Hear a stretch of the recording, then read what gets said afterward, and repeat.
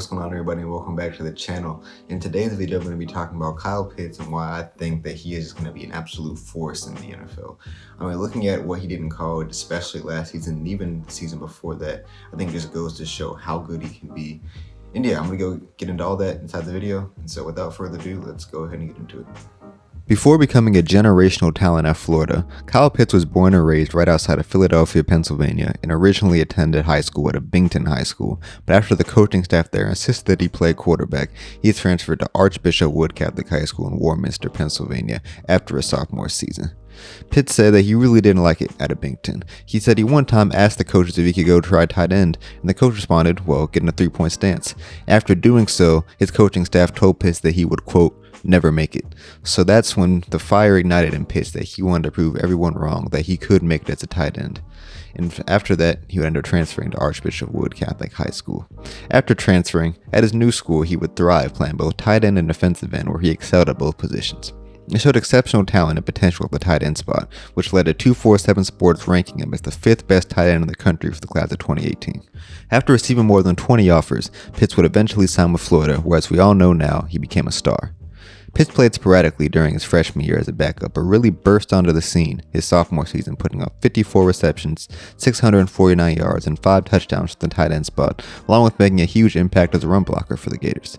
His combination of size and elite speed and athleticism made him a matchup nightmare for every team he faced, and his dominance led him to receiving first-team All-SEC honors.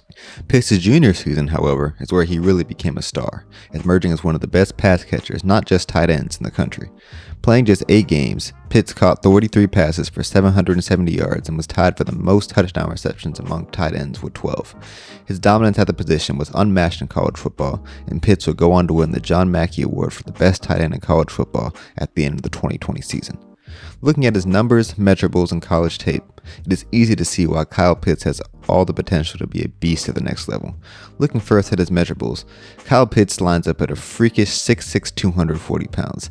I mean, this lines him up size-wise than most linebackers and edge rushers, but at a 4.46 40 time and elite quickness off the line, it is impossible to match up with a linebacker.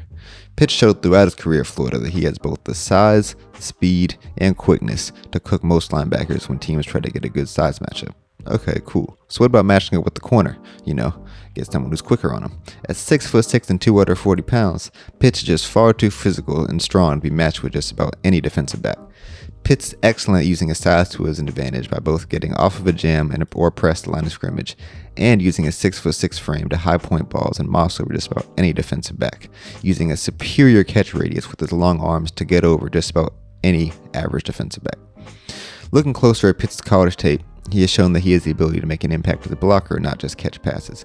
His technique right now is far from perfect, but he has shown the effort and the grit and willingness to contribute as a run blocker, and has the athleticism to pick up guys in the passing game. What makes Pitts such a weapon for any NFL team is the amount of different ways he can be used in an offense.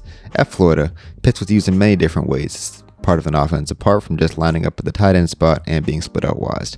He was also used in line, in the slot, as an H-back, and was frequently utilized in motion to help Florida's offense gain an edge on defense.